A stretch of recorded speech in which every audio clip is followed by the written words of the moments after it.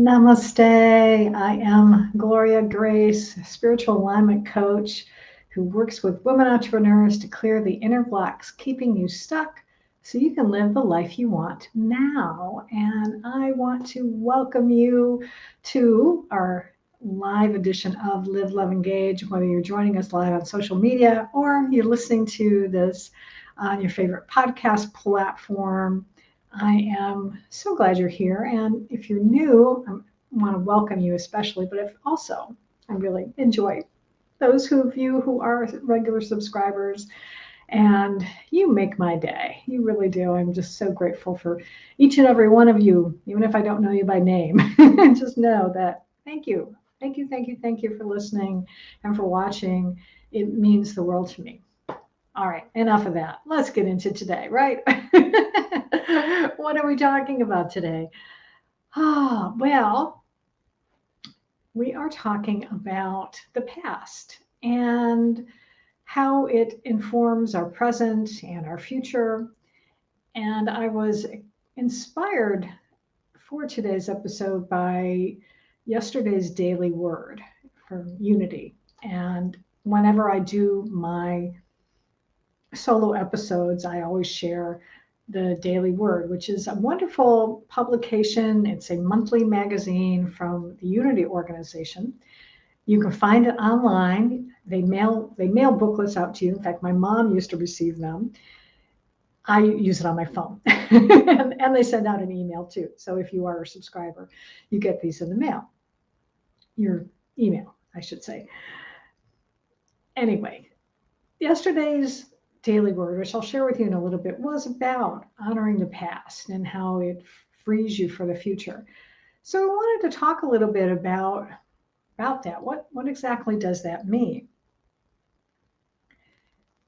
So I was thinking about the benefits of looking back at the past, reminiscing about your life and different events that have got you to where you are today.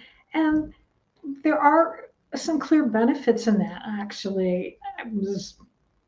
I know it can sometimes just make you feel good. It can bring up some good memories, and sometimes it can even help you to feel more confident, especially when you look back on some things that you did and the steps that you took to get to where you are today. You can say, oh wow, I've really grown from where I was in the beginning. Let's say, for instance, if you are a business owner and if you've been in business for any number of years, if you look back on those first few weeks, months, even a couple of years when you were starting your business, and if you've been in business for any length of time, now looking back, I'm sure that you can say, oh wow, it was tough going at times, but I know so much more now. And that helps to just reinforce that feeling of confidence that you know what you're doing. Yeah, that's it. So that's the good part of it. There's also some risks when it comes to reminiscing in a couple of different ways. So for one thing, if you look back at a situation and you're only focused on the good of it, then you run the risk of romanticizing that past experience. And if you're especially doing this by yourself, that can actually start making you feel worse. What do I mean by this? Well, if you paint a picture with like rose-colored glasses about something, then you're not allowing yourself to heal. So let's say, for example, if something traumatic happened to you in your past. Now, there's lots of different ways to be able to handle these things. But sometimes if you are going over it and spending a lot of time ruminating about it, it can actually just bring it up and make it, you're reliving it over and over again, and it actually doesn't serve to heal. So there's other ways, there's lots of different techniques out there for people to go through that can help you. In particular, if you are someone who has PTSD, for instance.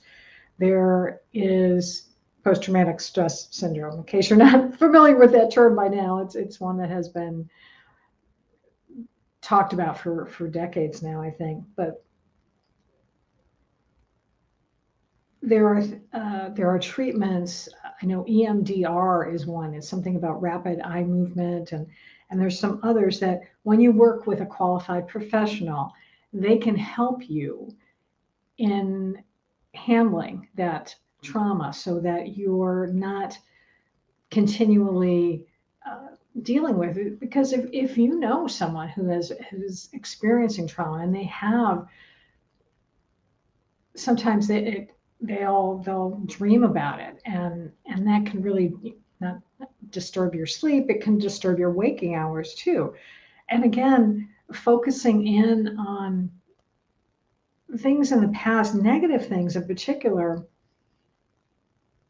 it can start putting you down this negative spiral. And it can also keep you stuck so that you're not moving forward, and it can even eventually cause health problems. So let me share an example. My mom, God rest her soul, love her. She was an amazing woman in so many respects. A very strong woman, sometimes to her detriment, strong-willed, and she could hold a grudge. She could hold a grudge like nobody's business, in particular with my uncle, who was her brother. And she would still talk about things that he had done or things that she thought he had done years after the fact. And in doing that, it just brings it back, and she was reliving it over and over again instead of letting it go. And frankly, I think it's one of the reasons that could have even been one of the things that caused her to struggle with her weight. She was overweight a lot of her life. She had developed high blood pressure. She developed heart problems. And eventually she transitioned at only 78 years old. And as someone who turned 60 last year, that 78 is a lot closer to me now than it was when I was a kid. And I can say 78 is still pretty young, especially when you see a lot of people who are living into their 90s and living full, rich lives. For instance, I saw an interview the other day with composer, oh, Fred Kander, I believe his name is. I think that, yeah. He was doing an interview on the Stephen Colbert Show. And he's 95, and you would not know that by listening to this man and looking at him for that matter, too. He looked easily 15 years younger than that and sounded great. And he's still composing today. He's got a show on Broadway right now that he worked with Lin-Manuel Miranda on, called New York, New York. So he's clearly someone I believe who probably is able to let go of things that bother him, that he doesn't keep holding on and romanticizing the past and holding on to grudges and things like that. So the other thing I wanted to talk about is there's a difference between reminiscing and reflecting. So the word reflect is more of a neutral connotation, so it doesn't really give you a positive or negative feeling. It just means to look back at past events, and you can think deeply about them, but you're not investing yourself in those memories. You're not investing yourself in them. So as opposed to reminiscing is more of someone who's really indulging in nostalgia and nostalgic way of thinking, and it's where you're just really putting in too much of an effort in thinking back on past events. I think another problem that happens when we are also focused in on the past sometimes comes about when we are grieving a loved one. And you can start thinking about, all the times that maybe you missed someone, or you didn't tell them that you loved them, or you can start thinking about the times that you fought, and you start having, very regrets, or you start feeling guilty. And in the immediate aftermath of losing someone, that's natural. But when you're still doing it, perhaps 2, 3 years later, that's when it starts becoming a problem, because you haven't processed that grief in a way that will allow you to let all of that past negativity go and be able to focus in on the good memories and be able to just look at both, look at the negative and look at the positive without feeling strong emotions, to be able to just smile, perhaps when you're thinking about it, or just go, you know, I, I remember when that happened. And maybe you can even laugh about something that was quote unquote negative, but you can be more even keeled about it. That's what I want to say. So living in the past, or spending this time reminiscing, it just it can lead to behaviors where you start avoiding people because you're spending so much time thinking about things in the past. It can also lead you to stop forming new relationships and stop engaging in daily routines like exercising. And I also want to point out that it doesn't necessarily have to be something that's years and years in the past. It could be something that happened maybe a couple months ago, or maybe in the past year.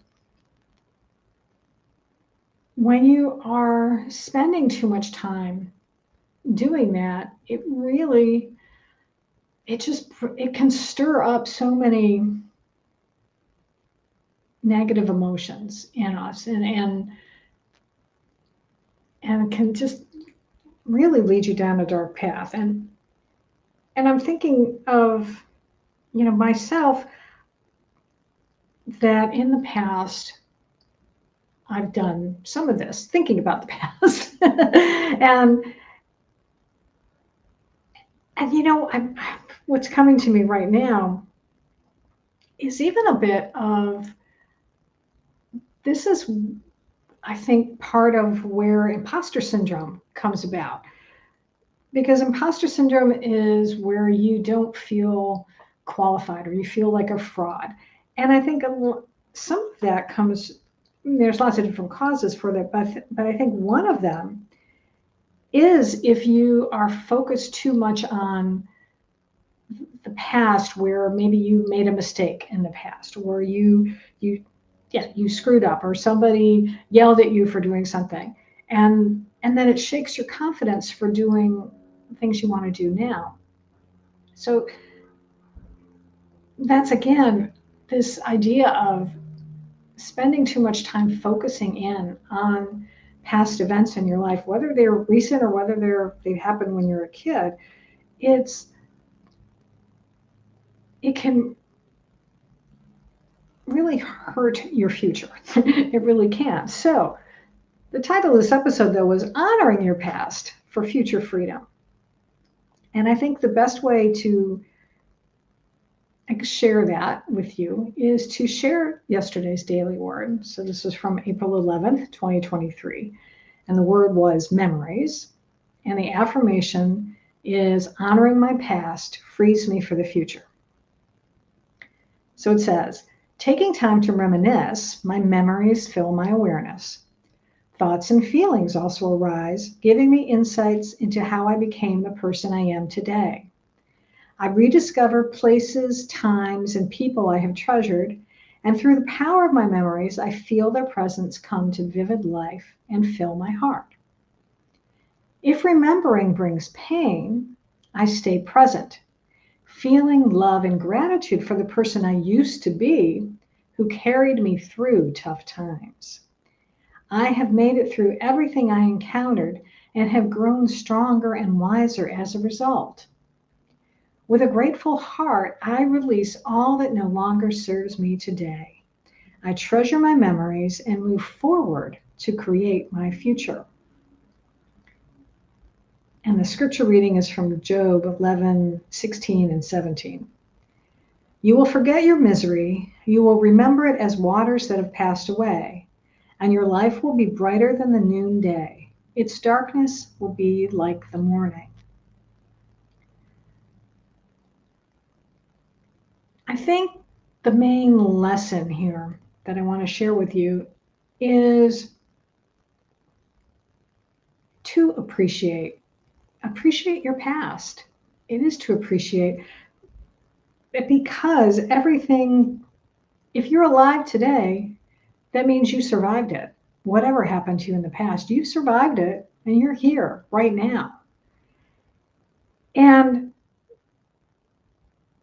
the past is gone. It really is gone. It's now is all we have, and we're not even entirely sure about the future, but when we can focus in on enjoying this life right now in this moment and making the most of it, then that actually does for you for the future because you're not living in the past. You're honoring it. You're being aware of it. You are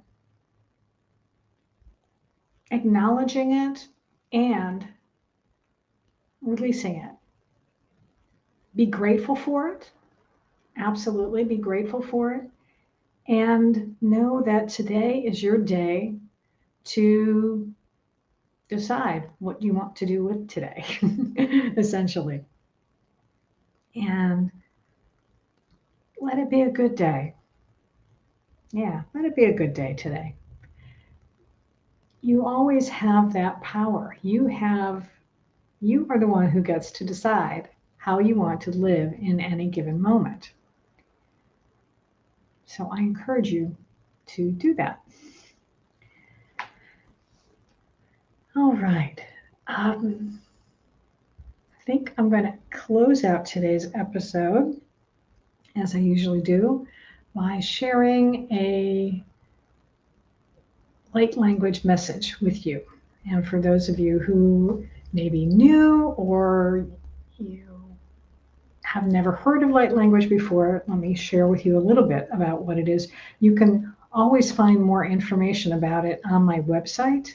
If you go to gloriarand.com, you will see, I believe it's under services. I think there's a tab, but you'll find there some information about light language. Or you can always reach out to me, and we can have a longer discussion about it. If you go to engagewithgloria.com, that takes you right to my calendar. You can set up a few minutes. I think it's set for like 15 or 20 minutes, and we'll just have a chat, and I can go into more detail about it.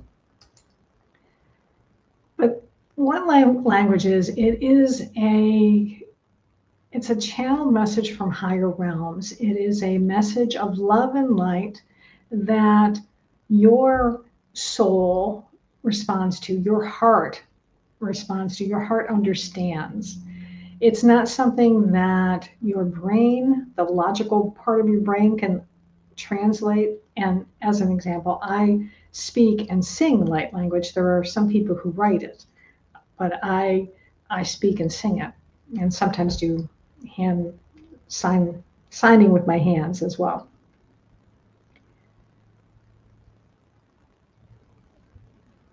It is a wonderful healing modality. When I work with clients, they always feel very relaxed and peaceful afterwards. And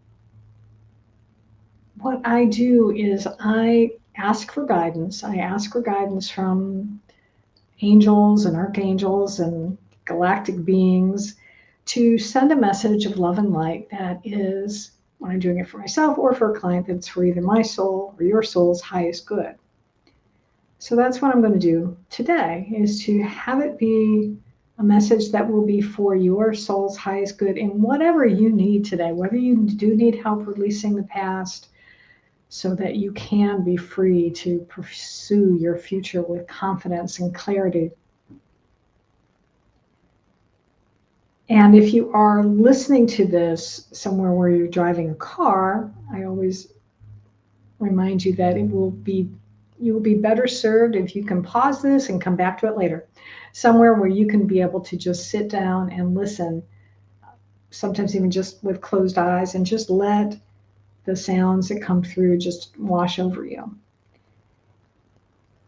And I would love, if you have been a regular subscriber and listener to this program,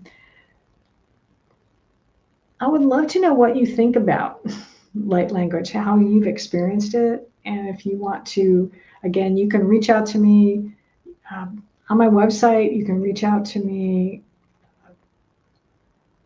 If you go to, you can find our other episodes at liveloveengagepodcast.com, which takes you to my website.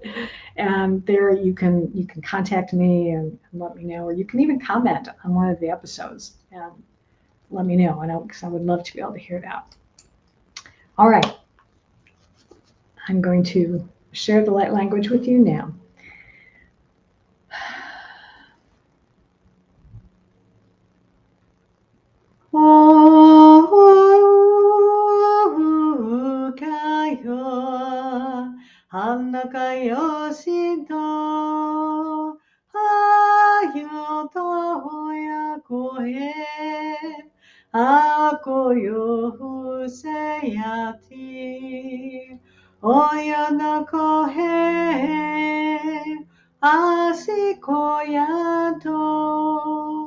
おしおしゃにょおくおきはおしなえかおよこおえかおへおさよほWakashakotokuyana, he kashakotokuyana koyata, he sakoshokoniana kopana kikaseata, oyano koriapata kisakuriata kikaliata, onakeshakotokuri butu shikana kriata pamaka. Konyana kikani kari kari kari kari kari katoko kari ki cha cha cho no ko opa. He kanyu no koyu toko shakata kiyata. Asakushokuya kiyata. He kano ha ikana ko anikara ko hu sa anikaya ko hu akoya to hu shane oshakotu takeya no ko anaki koshanoki hasakoshin kota o yano kiyata he kashakoto koyata.